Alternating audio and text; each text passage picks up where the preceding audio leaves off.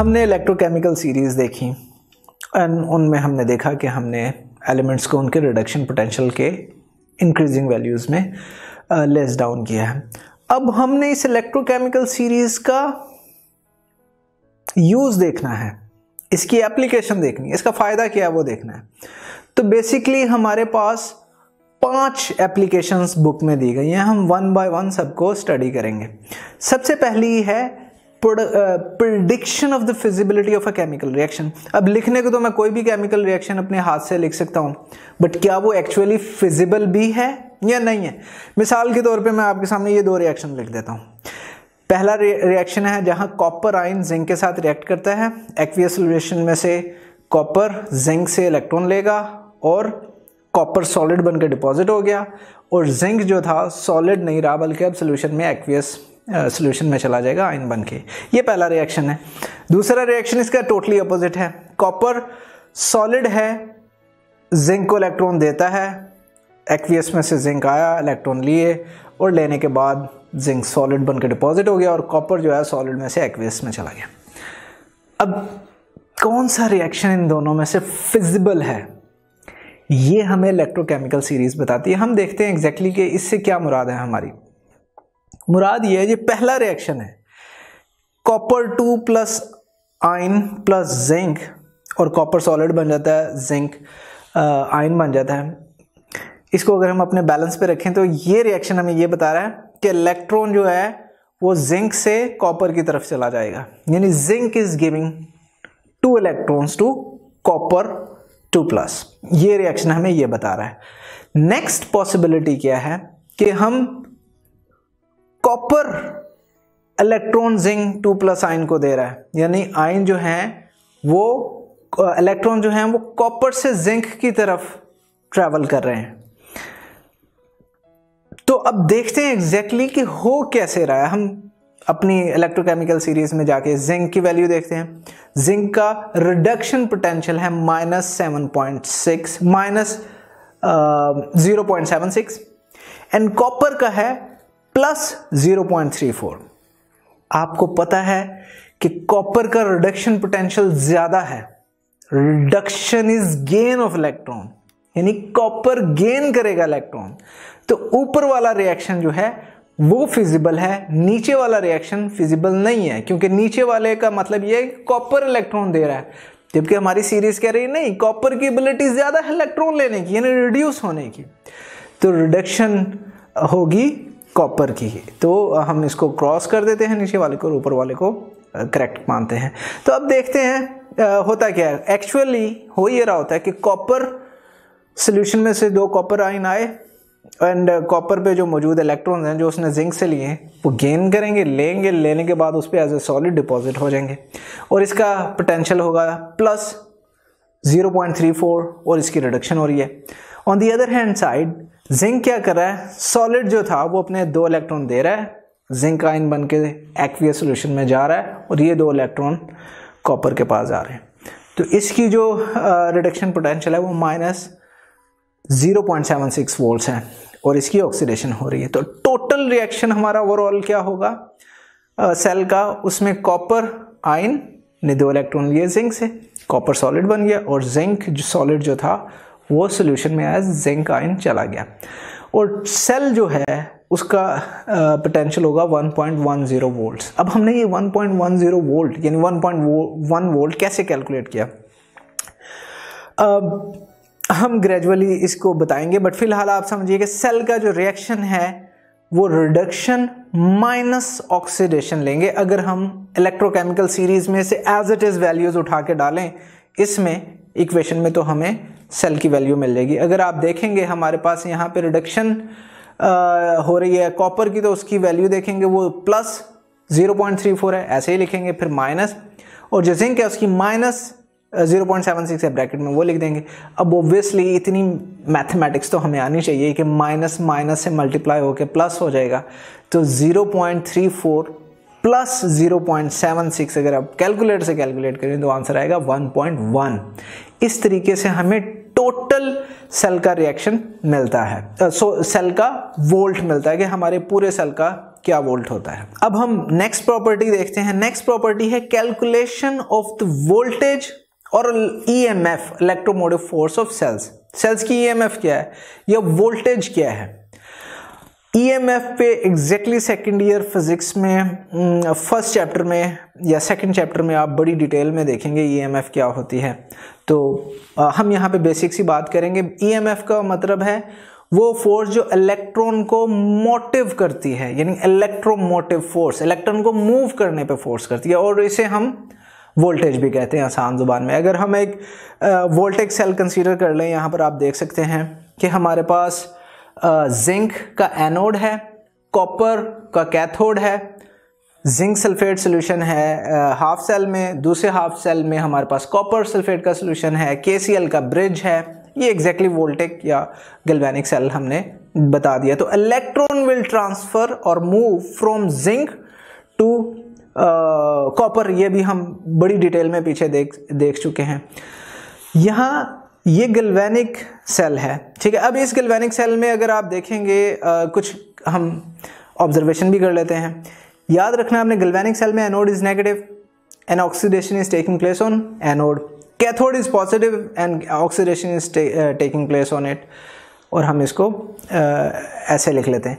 और अगर आप यहाँ पे थोड़ा सा याद करेंगे पीछे से, वोल्ट इलेक्ट्रोलिटिक सेल में उलट होता था, ठीक है। बस मैं ऐसे ही कह रहा हूँ, आई एम श्योर आपको याद होगा। So in galvanic cell anode is providing electrons, क्योंकि वो नेगेटिव है। So in the electrochemical series the electrode occupying a higher position will act as anode. Obviously zinc हमारे इलेक्ट्रोकेमिकल सीरीज में higher position पे है, ऊपर है, इसलिए जिंक एनोड के तौर पे कर रहा है और इसी पे ऑक्सीडेशन होगी। और जो एलिमेंट हमारी सीरीज में नीचे होगा उसकी रिडक्शन हो रही होगी और वो एज कैथोड रिएक्ट करेगा। ये सिंपल सी बात है। अगेन आप देखना चाहें तो zinc is higher in our list and zinc will act as anode and oxidation will take place on zinc. Copper otherwise on the other hand वो नीचे है, ठीक है। एंड जिंक की जो है ऑक्सीडेशन हो रही है, कॉपर की रिडक्शन हो रही है। भूलनी आपने एक बात नहीं है, एंड वो reduction is gain. Copper is gaining electron, इसलिए इसकी रिडक्शन हो रही है। जिंक इज लूजिंग इलेक्ट्रॉन, तो oxidation is loss of electrons. अब हाफ सेल को हम ऐसे लिख सकते हैं, जिंक जो कि जिंक सॉलिड था, 2 इलेक्ट्रॉन देके एक्वियस सॉल्यूशन में चला गया, इसे हम ऑक्सीडेशन हाफ रिएक्शन बोलेंगे। अब यहां पर आप देख सकते हैं हमारी लिस्ट में जो वैल्यू है रिडक्शन पोटेंशियल की जिंक की, वो है प्लस 0.76, और इसे हम ई ऑक्सीडेशन कह देते हैं, ठीक है, क्योंकि हमने इसका साइन चेंज कर दिया। रिडक्शन पोटेंशियल माइनस होता है, बट हमने ई OXD लिखा है, तो ये ऑक्सीडेशन पोटेंशियल है। जिंक माइनस साइन के साथ लेंगे तो वो रिडक्शन पोटेंशियल होगा, जो भी वैल्यू सीरीज में दी है। अगर उस साइन चेंज करेंगे तो ऑक्सीडेशन पोटेंशियल कहलाएगा वो। सिमिलरली कॉपर का जो है प्लस है रिडक्शन पोटेंशियल, तो इसका ऑक्सीडेशन पोटेंशियल क्या होगा अगर हम उसकी वैल्यू चेंज कर देंगे। तो मैं सिर्फ आपकी बुक वाली एग्जांपल बताना चाह रहा हूं कि बुक में कैसे कैलकुलेट किया है। तो कॉपर की वहां पे जो है प्लस 0.34 कैलकुलेट किया और उसे कहा है ये ई रिडक्शन पोटेंशियल है। तो जब हम कंप्लीट सेल का कैलकुलेट करते हैं तो ऑक्सीडेशन और रिडक्शन दोनों को ऐड करते हैं। पिछली प्रॉपर्टी पढ़ते वक्त हमने डिफरेंस लिया था, यहां पे हमने सम किया है, इसलिए ये सारी एक्सरसाइज मैंने की कि आपको मालूम होना चाहिए कि यहां सम क्यों कर रहे हैं, क्योंकि दोनों वैल्यूज का मोड सेम नहीं है। हमने ई नॉट ऑक्सीडेशन का लिया प्लस ई नॉट रिडक्शन का लिया, तो हम देख सकते हैं कि हमारे पास जो जिंक था उसका रिडक्शन पोटेंशियल तो माइनस था, लेकिन ऑक्सीडेशन पोटेंशियल उसका पॉजिटिव होगा। तो अब अगर अगेन हम इन दोनों को वैल्यूज को कैलकुलेट करें 0.76 प्लस 0.34, तो आंसर 1.1 ही आया। तो इट डजंट रियली मैटर कि आप कौन सी अप्रोच यूज करते हैं, एज लॉन्ग एज आप ये ना भूलें कि इलेक्ट्रोकेमिकल सीरीज में जो दिए गए हैं पोटेंशियल वो रिडक्शन पोटेंशियल है। बस उसके बाद you will never get this question wrong. तो अब आपकी आसानी के लिए मैं वो तरीका भी कर लेता हूं, इनफैक्ट हम साइड बाय साइड कर लेते हैं। बुक में दिया गया है E naught cell, E naught oxidation plus E naught reduction, और हमने देखा कि जो हमें -0.76 वैल्यू दी थी, हमने उसको उलट किया तो ऑक्सीडेशन पोटेंशियल मिल गया, इस तरह हमने कैलकुलेट किया। लेकिन अगर हम चेंज ना करते तो हमें E naught cell reduction minus oxidation लिखते, और उस केस में 0.34 माइनस 0.76, अगेन वैल्यू 1.10 ही हाई। अब हम नेक्स्ट प्रॉपर्टी पढ़ते हैं। नेक्स्ट प्रॉपर्टी क्या है? Comparison of relative tendency of metals and non metals to get oxidised और रिड्यूस्ड। तो simple value of reduction potential of a metal और अ नॉन मेटल हमें ये बताती है कि ये इलेक्ट्रॉन लूज करेगा एंड ऑक्सीडाइज हो जाएगा। Oxidation is loss of electrons, तो लूज करने का मतलब ऑक्सीडेशन हो जाना। लेकिन जब वो खुद ऑक्सीडाइज हो रहा है तो वो दूसरे को क्या कर रहा है? क्योंकि वो अपने इलेक्ट्रॉन उसे दे रहा है तो वो उसे रिड्यूस कर रहा है। तो जो भी चीज खुद रिड्यूस होगी वो दूसरे को ऑक्सीडाइज करेगी, और जो चीज खुद ऑक्सीडाइज होगी वो दूसरे को रिड्यूस करेगी। तो अगर हम अपनी सीरीज के मुकाबले में बात करें तो greater the value of standard reduction potential, किसी भी चीज का जितना ज्यादा उसका पोटेंशियल होगा, वैल्यू ज्यादा होगी, उतनी उसकी एबिलिटी ज्यादा होगी to accept electrons, and while accepting is gaining, and gain जो है रिडक्शन इज गेन, तो उसकी रिडक्शन हो रही होगी और वो एक्ट करेगा एज ऑक्सीडाइजिंग एजेंट। इसकी एग्जांपल अगर आप बुक की दी गई हो तो आयंस जैसे AU3+, PT2+, Hg2+, Ag+, Cu2+, ये सारी ये बहुत ज़्यादा रिडक्शन पोटेंशियल है इनका। इसी तरह जो एलिमेंट्स हैं फ्लोरीन, क्लोरीन, ब्रोमीन, आयोडीन, ये हमारी सीरीज में नीचे वाले पोर्शन में मौजूद हैं। तो they have a strong tendency to gain electrons and undergo reduction. हम कंपेयर कर पा रहे हैं डिफरेंट एलिमेंट्स को। अब फ्लोरीन, क्लोरीन जो हैं ये स्ट्रॉन्ग ऑक्सीडाइजिंग एजेंट्स हैं, याद रखना है आपने, क्योंकि इनकी खुद बहुत ज्यादा स्ट्रॉन्ग वैल्यू है रिडक्शन होने की, and they have a large positive value of standard reduction potential. Again ये सिंपल सी चीजें आप लिस्ट में से भी कंपेयर कर सकते हैं, नथिंग डिफिकल्ट है। On the other hand side अगर हम लिस्ट में ऊपर वाली चीजों की बात करें जैसे lithium, sodium, calcium and potassium, इनकी नेगेटिव वैल्यूज हैं and they lie above in our SHE लिस्ट। तो इसका मतलब है उनकी बहुत ज्यादा ऑक्सीडाइज होने की एबिलिटी है, and they are very good reducing agent. ठीक है, तो ये चीजें आपने याद रखनी है। नेक्स्ट हमारी प्रॉपर्टी की तरफ हम चलते हैं, relative chemical reactivity of metals. अब very simple, greater the value of standard reduction potential of a metal, smaller is its tendency to lose electrons.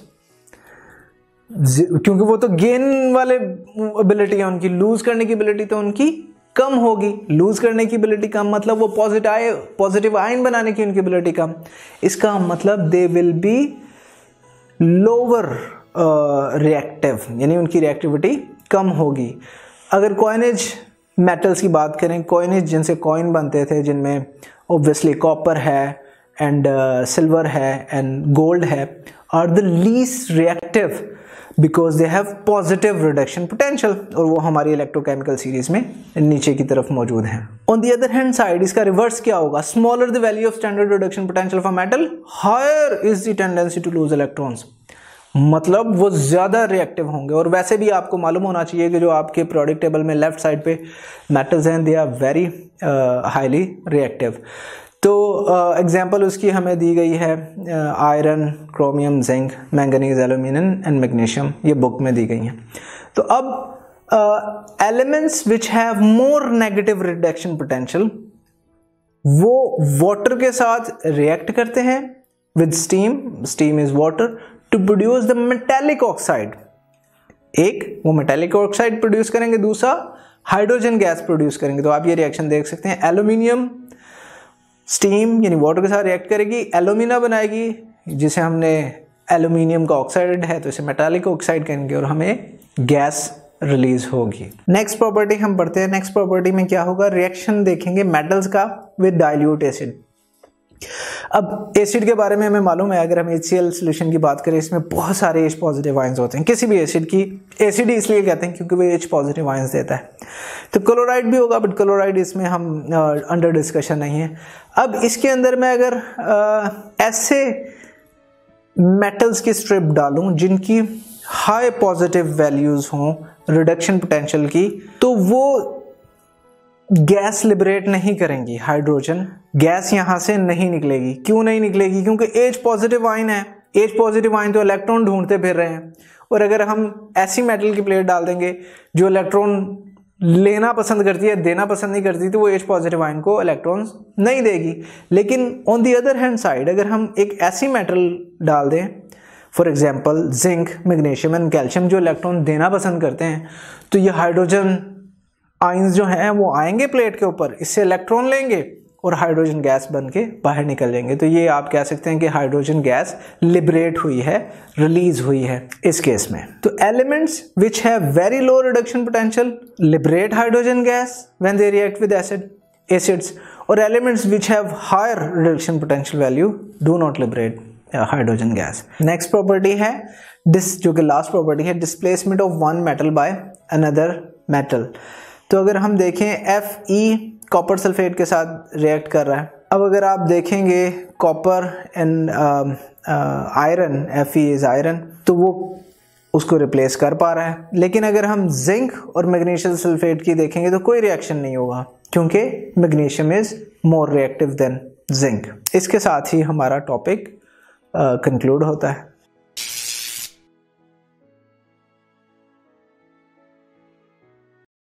अगर आप ये लेक्चर कंप्लीट देखना चाहते हैं और उसके साथ साथ हजारों MCQs और उनकी एक्सप्लेनेशंस चाहते हैं, तो अभी कृपया गूगल प्ले स्टोर पे जाइए और डाउनलोड कीजिए ऐप हिप्पो ई-लर्निंग प्रोग्राम। खुद भी इसे इस्तेमाल करें और इसके साथ साथ अपने फ्रेंड्स और अपने क्लास फेलो को भी अनुशंसा करें। And don't forget to like this video and subscribe to our channel. धन्यवाद।